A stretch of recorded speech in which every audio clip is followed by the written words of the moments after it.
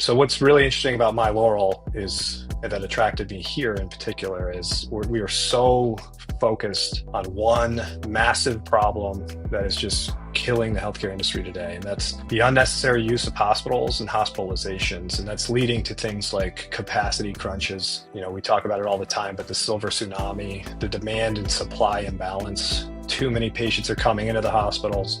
There's not enough clinicians. The data and the statistics are all there. And it's also leading to an unsustainable total cost of care. Jon, thanks so much for hopping on today's podcast. Really excited to spotlight your work at myLaurel. You've worked across sales, ops, like products, your career. What led you to acute care at home, and what problem was myLaurel, built to solve? Yeah. Well, thanks for having me. Really appreciate it. And it's always great to be able to tell the story of myLaurel and what we're doing. So I've spent by background about 20 years in healthcare. And so the last 10 years I've spent in really trying to figure out how to build sustainable care at home models that align across all the stakeholders. So what's really interesting about myLaurel is, and that attracted me here in particular, is we are so focused on one massive problem that is just killing the healthcare industry today. And that's the unnecessary use of hospitals and hospitalizations. And that's leading to things like capacity crunches. We talk about it all the time, but the silver tsunami, the demand and supply imbalance. Too many patients are coming into the hospitals. There's not enough clinicians. The data and the statistics are all there. And it's also leading to an unsustainable total cost of care. And so there's the value-based care component, there's the hospital operations component, but fundamentally, every day we wake up, we think about how do we solve this issue? And the great news is we feel like we've stumbled upon like a model that really aligns all stakeholders. And so when we wake up every day, it's the four key stakeholders we think about. It's the health system, it's the health plan and payer, it's the provider group, and it's all centered around the patient. So we're really excited about the opportunity there. But really, it's purpose-driven in a world where everybody's trying to solve everything for everyone. It's refreshing to be able to go into a system, health plan, and say, this is what we do, this is how we do it, these are the outcomes we have, and really get to the heart of the problem that's really driving a lot of the challenges we have today. Yeah, right on. And, this concept of like acute care at home that you guys are leading, or a model better yet, it's not a concept, it's a model that's been executed. Yeah. What it makes that different from like, your traditional like hospital at home programs? That term has been around in the industry for a while, but acute care at home, it sounds different, it looks different. Can you fill us in on like what that means and how it's different than other, models? Yeah, coming back to it about the problem, right? So when we look at the problem to start with, it's the capacity. And so we've kind of looked at through the experience we have internally. So just by background, myLaurel is a mobile medical group. And so we're at a 4-to-1 ratio of clinicians to administrative folks. So there's a lot of healthcare, health system, health plan expertise there. But to come back to it, we've really looked at what is the problem you're trying to solve and what's causing that problem. So in particular, with the acute care at home model, we're looking at patients that are sitting inside of the four walls of the hospital that are there for a variety of reasons. But when we look at it, we say if they had a certain set of capabilities that were there to meet them in the home in a timely manner, they don't need to be there. And so getting back to the problem of capacity, we were looking at what is the biggest way and the quickest way we can get the largest impact and the most impactable population. And we didn't look at, do we need to go through kind of taking an institutional model and bringing it into the home and replicating that business model? You mentioned hospital home, and there's a variety of others. It was, could we take what the capabilities we have, the needs of the patients, package that together and do it in a way where we can be in the home timely, and then over a period of time make sure that they're not coming back to the hospital unnecessarily.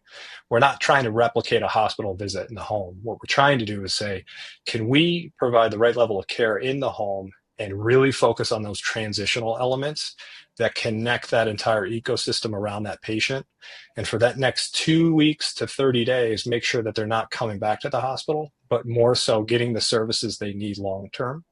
And that's our focus. So that's where we start differentiating from some of the others, and we've seen incredible success so far. Yeah, and that's going to become so important. I know you mentioned earlier the silver tsunami, which in other words means a lot of the baby boomer population is about to retire or is retiring, and the silver tsunami is coming in the next few years. And so providing the right level of care in the home is going to become so important. And I think there's a lot of talk, a lot of like outsiders looking into healthcare, I think often think of, healthcare. Yes, there is a lot of incentives around fee for service. They are incentivized to sometimes do more volume, but at the end of the day, there's an unspoken thing around like the hospitals themselves are stretched thin, like with limited capacity. Like their bed space is limited. They're like constantly at capacity with, different sentences and patient census they're constantly flooded, and sometimes having more patients isn't the answer in the hospital,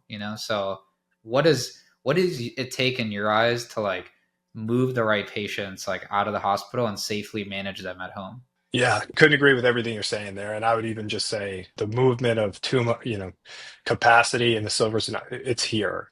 You go to every hospital in these large urban, suburban destinations. There's just people lined up outside of the hospital. There's boarding issues. There's capacity constraints everywhere. So it's fundamentally here. It's a problem to solve now. But yeah, to how to identify these patients and really get to the heart of, what this model is. I think what we've tried to do is really, again, we've identified our patient cohorts, the biggest impact we can make within those patients inside the four walls. But really where the tip of the spear for us is we've actually combined the clinical expert that's sitting on site with hospitals, as an example, with technology enablement to identify those patients very specifically, but there to also build the trust with clinicians and with the team to say, when you do this model, it's actually such a great experience for the patient, their caregivers, and it's going to do all the things we talked about on reducing readmissions, reutilization, lower the total cost of care, et cetera. But Yeah. that feedback loop back. So we place a person on site that can really identify those patients, work with the care teams on site in the hospital to make sure that transition home is as seamless as possible. The other critical element to that is it's got to be timely. So we're there the same day or within 24 hours, treating that patient comprehensively, but more importantly, creating that checklist. What does this patient need over the next 2 weeks, 30 days?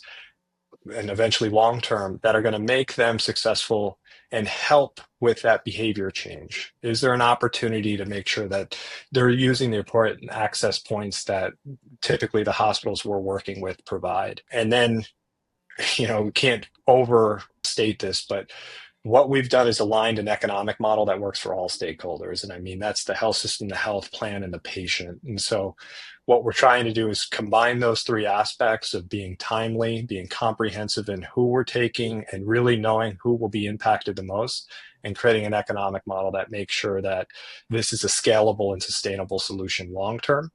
Yeah. Is how we really think about that.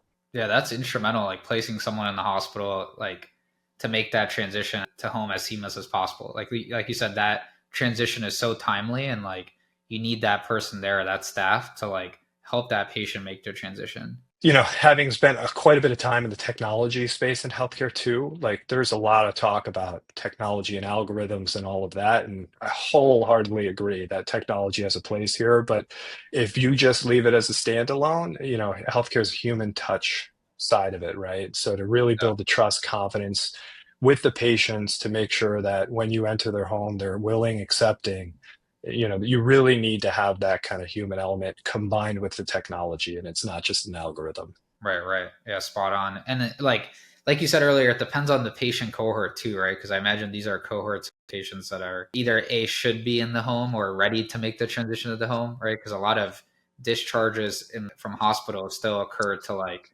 other rehab facilities, or post-acute facilities, right? So like, do you guys play a role in that space as well, or is it mainly like the cohorts that are ready to go into the home? Yeah, I mean, again, we think of ourselves as kind of that interconnectivity tissue in that transition space. So we don't limit it to just those patients that should be in the home. Frankly, a lot of these patients that we're taking could theoretically, without us, be there another 2, 3 days inside the hospital. What we want is a positive clinical trajectory. And today we're primarily working with the adult populations, and really where we started was in the PACE side of the world. So the most elderly, frail, complex So average age patient 83, 6 chronic disease conditions, 13 medications is kind of our median sweet spot, if you will. But yeah, so we're working with them. So some, yeah, disposition to home is obviously an easy one, but really getting upstream and saying, does this patient need to be here for the next 48 hours is one of the primary scenarios. Often we look at the ER and the observation as well, where you see a lot of the boarding issues, but you see a lot of these complex patients in here for relatively low acuity conditions, or even moderate for that matter. And so what we're trying to do there is work with the hospitals to say, do they really need to be here for a long observation stay or a relatively short stay within the hospital? Could we now help you rethink how to look at those patients, bring them, transition them home again to create that capacity? So yeah, I mean, and then there's a lot of patients too we'll take from a discharge so that they've completed their entire stay, but we know through past history and behavior, they're likely to come back 50% of the time in the first 48 hours. And then in the first 14 days, it's likely 80%. So we'll look and we'll put a box around them and say, these people really need that transitional support, that soft landing, and that kind of connection to the next phase of care where we'll spend our time focused with them. So we don't try to limit it to who the patients are and where they're tending to go. It's what are the needs of the patients and should we take them out? Yeah, very interesting. Yeah. And I wanted to ask you about that next phase of care. Like, what does that look like day to day for these elderly patients or high complex patients, for like, what does acute care in the home look like day to day? And like, if you have any like stories or, examples that you've seen in your work or your team has seen of that, I'd love to hear that, anything that comes to mind. Yeah, I can take you through kind of an example, and I was touching on some of this already, but just even getting to that front end side. So if we are working with hospitals and we're inside the hospital, we've identified here are the patients that could go with us today. The first thing we're doing is working with the teams and collaborating to make sure that there's a very seamless way to communicate with the patients, the caregivers. This is what's going to happen. And this is probably what's going to happen over the next 14 days, and it may be the next 30 days. But we're going to be in your home within, often same day, but within 24 hours. Once we get to the home within that first 24 hours, we are spending a good 2 hours of time. We've got our field team of specially trained clinicians that are always paired with a virtual physician and nurse. And what we're doing is working with that patient. Oftentimes when you hear, oh, I'm getting discharged out of the hospital, you turn your ears off and you forget everything that they told you, right? And so you get home, you're like, okay, now what? I was talked to and I had all of this connection with clinicians and now I've got nothing. And they told me something about a primary care appointment, but that's not for another 16 days. And I need some home health service, but they're not going to be out here for another 10 days. So now I'm going, and the caregivers are saying, well, if they become symptomatic, what do we do? So this is where our place is. So over that first comprehensive visit, we're working through what did the hospital tell you is the plan of care, the discharge summary, making sure they understand that.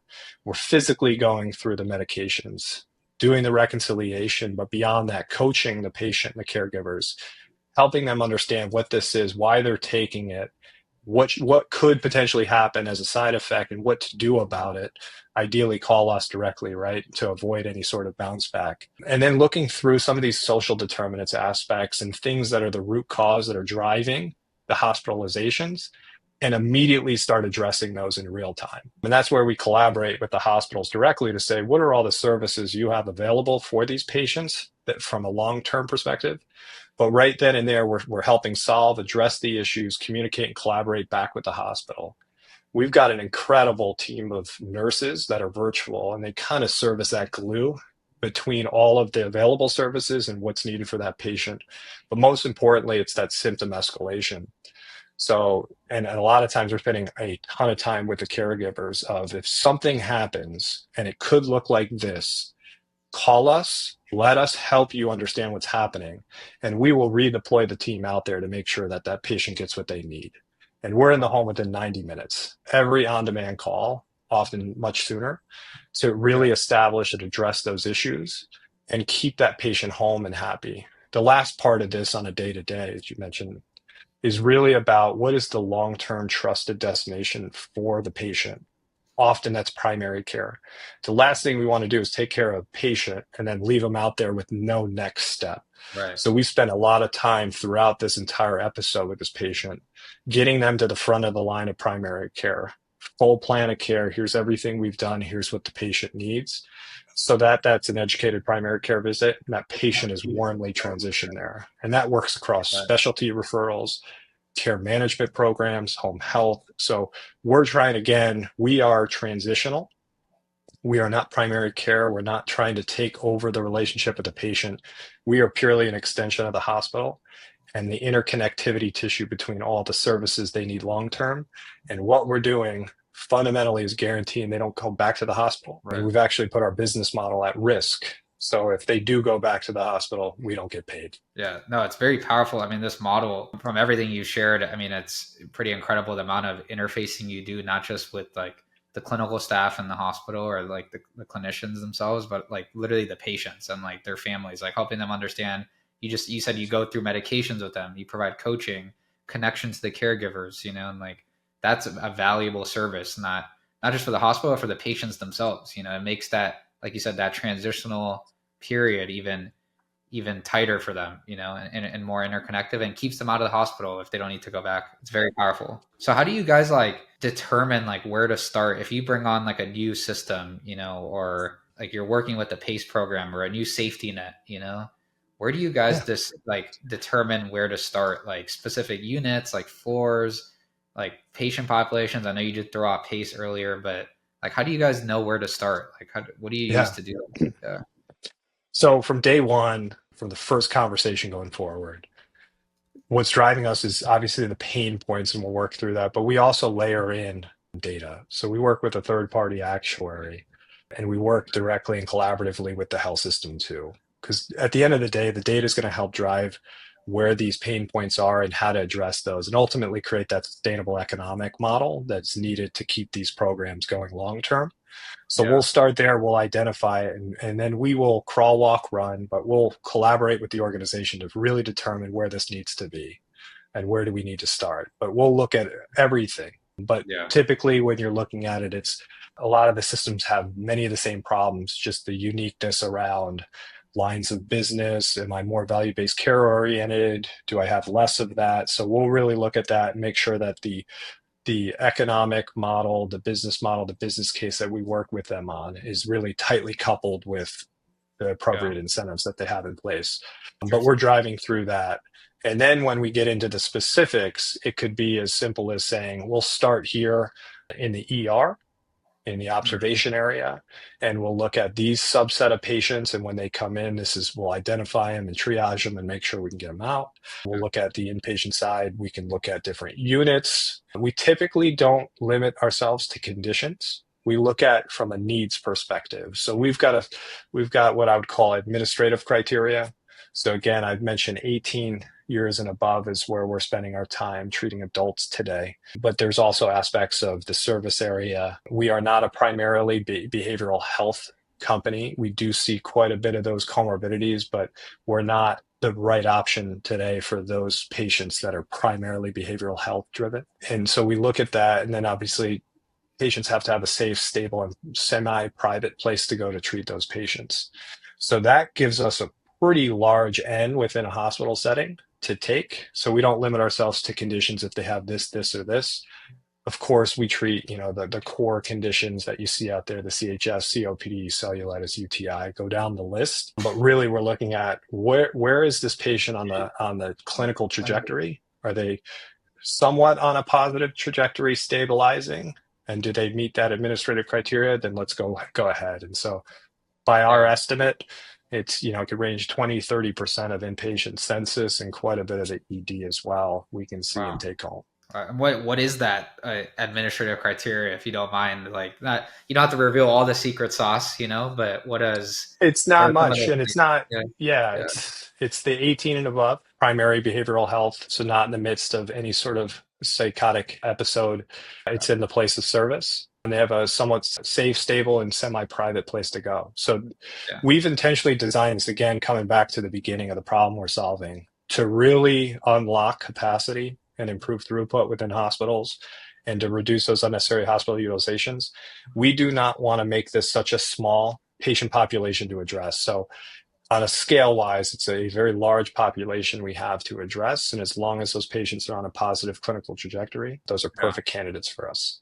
Well, and yeah, and you said earlier that you work with like a third party actuary and you work with the health system too. So I'm sure that gives you guys access to a lot of like larger swaths of patient population data. A lot of their data comes from like these acute EHRs, like big, Epic, your Oracle Cerners of the world. Sure. Are you guys looking at just this type of data or also data from like patients' health plans, because the actuaries play a role not just on the provider side, but the plan side as well, but like the insurance company, I mean, for the one, Yeah. the listers. Yeah. There's quite a bit of data that's out there for sure. And when we partner and collaborate with the health systems in particular, we'll look at all sorts of data, include their own, could include the cost utilization data you mentioned from a claims perspective and the broader utilization patterns.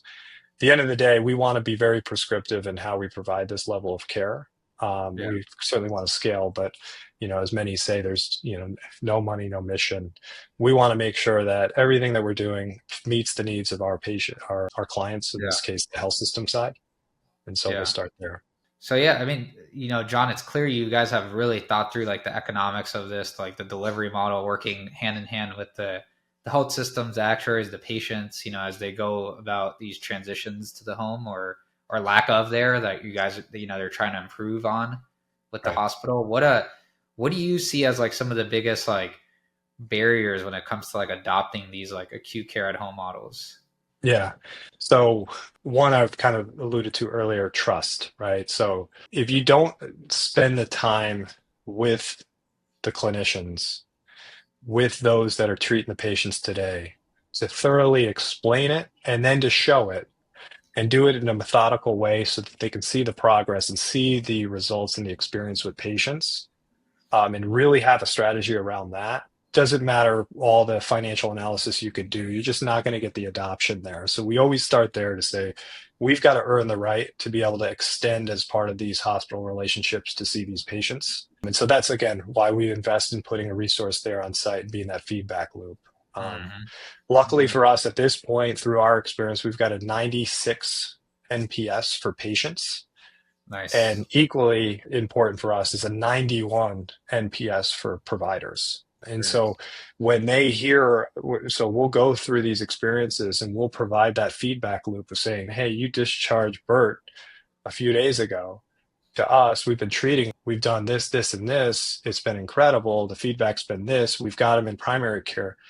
This has Yeah. been great for your patient. He's not back. And so they see and hear that and they get really excited about it. And that is a self-fulfilling prophecy because then now they're sending us more Right. patients to us as they're seeing that. So that's number one. Number two is a common refrain here in healthcare, right? Is the reimbursement model. We think we've established a pretty unique model where we're completely aligning the hospital, the plan, and the patient and having that make sense. And so, but that's always a constant, challenge, right? Is bringing everybody to the table to make sure that it all makes sense. But I think we've got a somewhat of a unique secret sauce there that we're excited Yeah. about. Yeah. Yeah. Spot on. Those are two important, somewhat distinct barriers: trust and reimbursement. Nothing gets moved in healthcare without having trust from clinicians and their buy-in, and then reimbursement needs to make sense, right? Because at the end of the Couldn't agree day, more. those incentives need to be clear. These people, I'm just curious that you said you've been able to build trust with clinicians with your guys' investment of like people you put on site. Are these like in addition or in supplement of like existing like care coordination teams? Because I think a lot of health systems, not all of them, I think from what I've seen, like some of them do have these care coordinators, like, or, teams that like these discharge teams, but oftentimes they're not as like well staffed or like, they're not as well, staffed as like your inpatient teams, right? Do you guys interface Yeah. with those or do you act like as an extension or do you act as an extension of those teams? Yeah. Yeah. So 100% we interact with them. Again, think of us as just an extension of the existing hospital infrastructure, clinical team staff. And so we don't want to be anything different. We don't want to Yeah. be, oh, it's these guys and gals over here.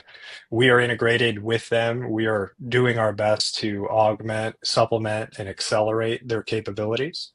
But yeah, we're there constantly interfacing, constantly integrating, making sure we're doing the right thing for the right patients and aligned with the overall hospital vision and mission of what they're trying to accomplish. We Nice. just are very, very skilled at identifying these patients and working in conjunction with that experience to make sure that we get the right level of care to the patient when they transition.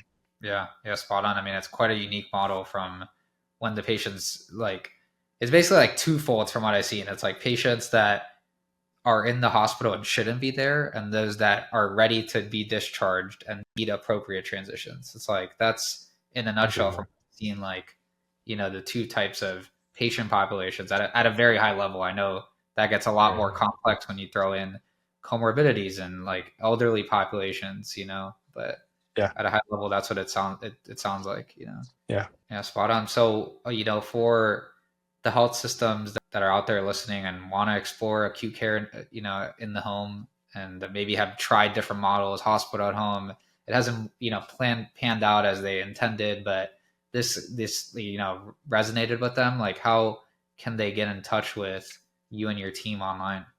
Yeah. So number one, I'd love to individually connect with them. So my LinkedIn directly, would love to talk there. You can certainly visit us on our website, mylaurelhealth.com.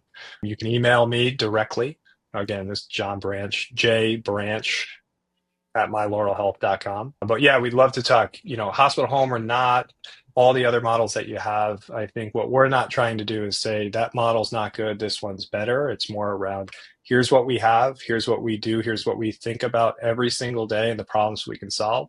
We think there's an opportunity to integrate, collaborate, augment, scale, all of that. We'd love to have that conversation.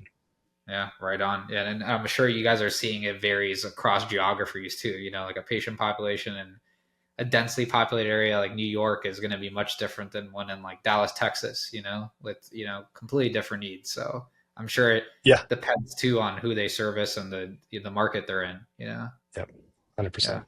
Well, spot on. Right. Well, Jon, it's been a pleasure speaking to you. I will definitely be keeping tabs on your guys' journey at myLaurel, and it's great speaking to you today, and really enjoyed your perspective on this unique model you guys have built that benefits like the three prongs: the health system, the payer or health plan, and the patient.